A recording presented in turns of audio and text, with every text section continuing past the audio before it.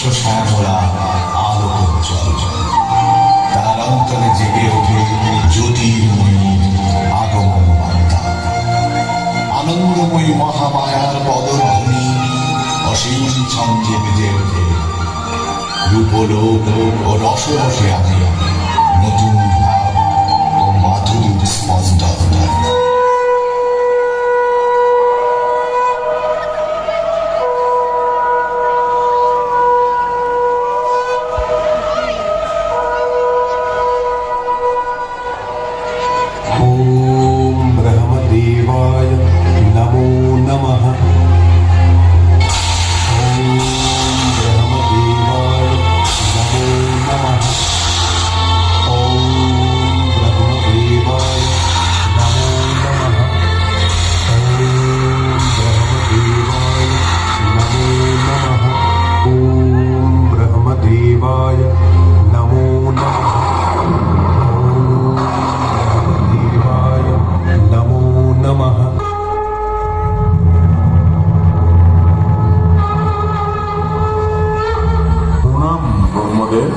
আমি তোমার কঠোর তপস্যায় তুষ্ট হয়েছি। বলো তুমি কি বর চাও? হে জগতের সৃষ্টিকর্তা ব্রহ্মদেব, যদি আমার তপস্যায় সন্তুষ্ট হয়ে থাকেন তবে আমায় অমরত্ব প্রদান করুন। বৎস, এই মর্তলোকে আমার সকল সৃষ্টির লয় অনিবার্য, অতএব জন্মের সাথে মৃত্যু অবধারিত। তাই তুমি তোমার অমরত্বের ইচ্ছা পরিহার করো। অসম্ভব, অমরত্ব ছাড়া আমার আর অন্য কিছু চাইবার নেই। ঠিক আছে, আমি তোমায় এই বরদান করছি। ইহ জগতের কোনো পুরুষোত্তমের সাধ্য থাকলে না যে তোমায় বধ করে। ঠিক আছে, তবে তাই হোক। প্রণাম প্রজাপতি ব্রহ্মা। কল্যাণমস্তু।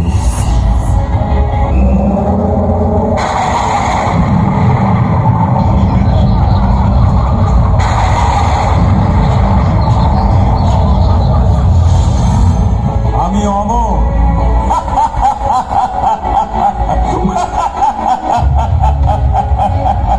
আজ থেকে আমি অমর।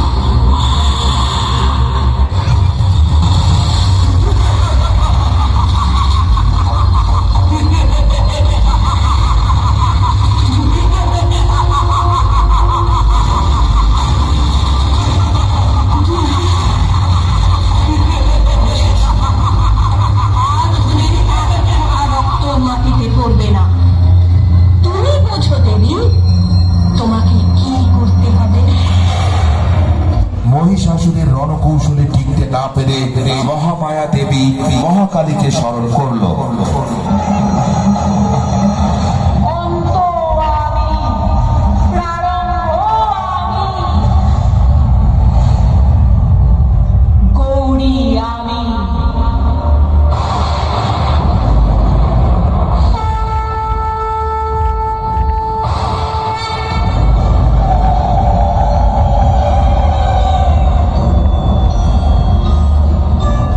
কালী আমি,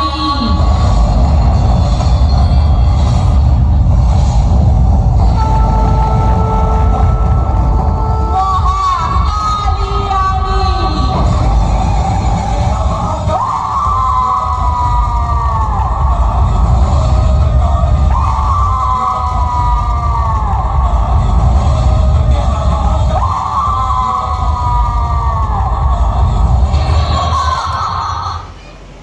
শুধু ভক্তমন্ডলী, আপনারা দক্ষিণ গেট হয়ে বাইরে যাবেন। আপনাদের কাছে শুভ দৃষ্টি আকর্ষণ করছি। শুধু ভক্তমন্ডলী, আপনারা দয়া করে দক্ষিণ দুয়ার হয়ে বাইরে যাবেন। আপনারা কেউ হইচই করবেন না। শুধু মাতৃমন্ডলী, ভক্তমন্ডলী, আপনারা দক্ষিণ গেট হয়ে বাইরে যাবেন। আপনারা কেউ হুড়াহুড়ি করবেন না। পশ্চিম গেটে কেউ যাবেন না। পশ্চিম গেট হয়ে কেউ যাবেন না। শুধু ভক্তমন্ডলী, মাতৃমন্ডলী, আপনাদের শুভ দৃষ্টি। আপনারা দক্ষিণ গেট হয়ে বাইরে যাবেন। আপনারা দক্ষিণ গেট হয়ে সবাই বাইরে যাবেন। এটি আপনাদের সবার দায়িত্ব, সবার পূজা। আপনারা দক্ষিণ গেট হয়ে সবাই যাবেন। যারা উপভোগ করেছেন আপনারা বাইরে যাবেন। শুধু